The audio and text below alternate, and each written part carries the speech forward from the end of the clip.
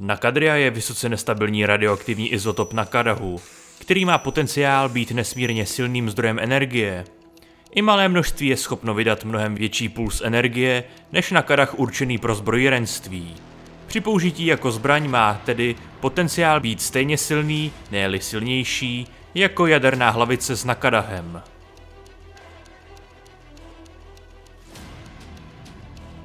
Nakadria je hustší, ale méně stabilní izotop než Nakadah, který se v přírodě nevyskytuje. Byl objeven na planetě Kelowna, kde starověké spisy odhalily, že Thanos, Goa'uld, který planetu před 1000 lety okupoval, s tímto minerálem experimentoval. Thanosovi se podařilo vytvořit malé množství Nakadrie tím, že vyvinul proces proměny surového Nakadahu, ale byl zabit při kataklizmatické události, která před 3000 lety téměř zničila planetu. Následná exploze uvolnila masivní bombardování subatomárními částicemi, které spustily řetězovou reakci a katalyzovaly přeměnu žíly Nakadahu poblíž povrchu planety. Nakadria byla sice vytvořena na Kelowně Thanosem, ale byla nalezena i na jiných planetách. O nichž se předpokládá, že jsou bývalými goa'uldskými testovacími základnami, například na P4X351 a na planetě se základnou Luciánské aliance. Za 20 000 let by se přeměněná Nakadrie změnila zpátky na Nakadah. Kelowňané však minerál vytěžili a začali zkoumat jeho využití pro zbrojní technologie. Když doktor Kiran a jeho tým vědců úspěšně otestovali bombu z Nakadrie, její ničivá síla předčila všechna očekávání. Subatomární částice z výbuchu však pronikly do kůry planety a spustily přeměnu druhé, hlubší žíly Nakadahu.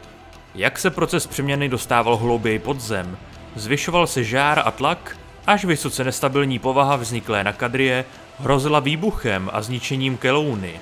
Proces nebylo možné zvrátit, nicméně SG-1 spolupracovala s Kelowňany a použili vozidlo pro hlubší vrty k uložení malé jaderné hlavice poblíž menšího zlomu, protínajícího žílu Nakadahu, aby vyvolali posun podél zlomu a izolovali postupující Nakadrii. Mise byla úspěšná a Kelowna byla zachráněna. Dlouhodobé vystavení záření Nakadrie může způsobit jedinečnou formu poškození mozku s příznaky paranoje, bludů a také halucinací. U všech kelownských vědců, kteří pracovali na projektu Nakadria, včetně Tomise Leada a mentora Johna Sequina, doktora Kerana, se v důsledku nesprávného odstínění Nakadrie během výzkumu u nich rozvinula pokročilá schizofrénie. V Kelowně také došlo k nehodě v laboratoři s experimentální zbraní Nakadria, při níž byl doktor Daniel Jackson vystaven smrtící dávce radiace, což by ho připravilo o život, kdyby se nepovznesl.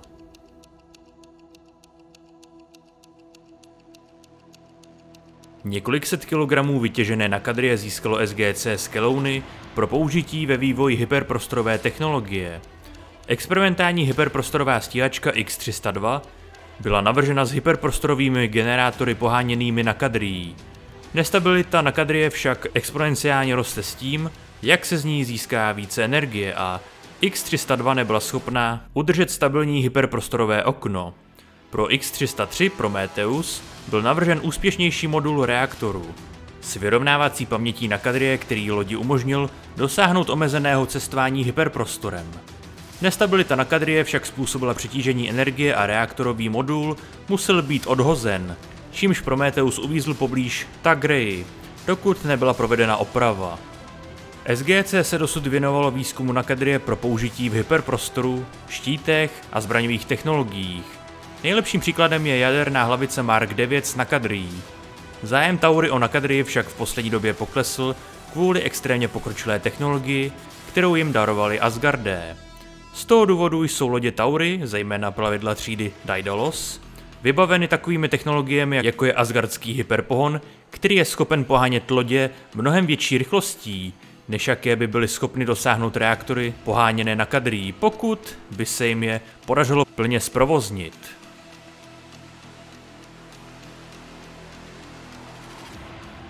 V roce 2007 objevila SGC vzácný svět vzdálený 21 světelných let od Země, který obsahoval celé jádro z Nakadrie. Jejíž vznik byl výsledkem toho, že planeta byla bývalou goa'uldskou nebo antickou testovací základnou. Tento svět se později stal místem základny Ikarus. Jehož cílem bylo využít nestabilní jádro planety a použít Nakadrii k napájení hvězdné brány a k vytočení 9místné adresy nalezené v databázi Atlantis. Tento svět byl zničen v roce 2009 kombinovaným útokem Luciánské aliance na základnu Ikarus a pokusem o vytočení 9místné adresy, který způsobil nekontrolovatelnou nestabilitu v jádru planety, což vedlo ke zničení planety. Zůstává neznámé, zda SGC vytěžila z Ikaru nějakou nakadrii pro budoucí použití.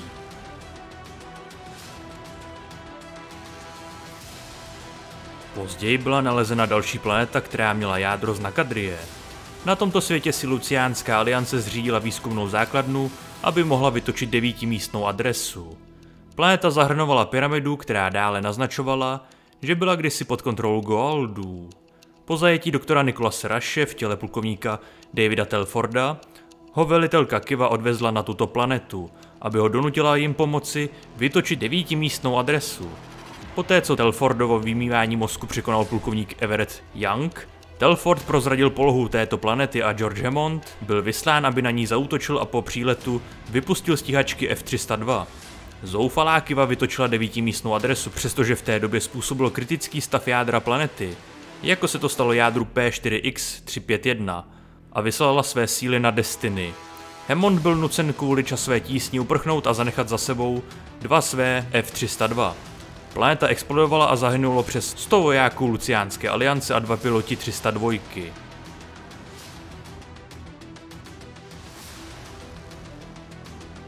Luciánská aliance za použití Nakadrie získané z neznámého zdroje, pravděpodobně z jejich planety podobné Ikaru, sestrojila vlastní nakadriové bomby o síle 50 až 70 megatun. Jednu z nich umístili na 2 základny Taury a při útoku na Zemi nechali Teltak s jednou z bomb letět na velitelství Homeworld Security, kde se zřítil. Tuto bombu se pokusila zneškodnit Camille Wrayová, což se jí nepodařilo, ale podařilo se jí zneškodnit senátorce Michaelsové na základě instrukcí od Vara, který byl s bombami obeznámen.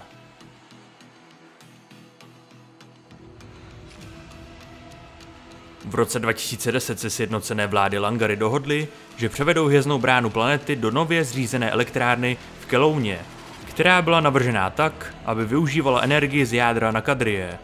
Jak SGC, tak Luciánská aliance požádali langaranskou vládu samostatně v naději, že využijí jejich hvězdnou bránu k vytočení brány na antické lodi Destiny.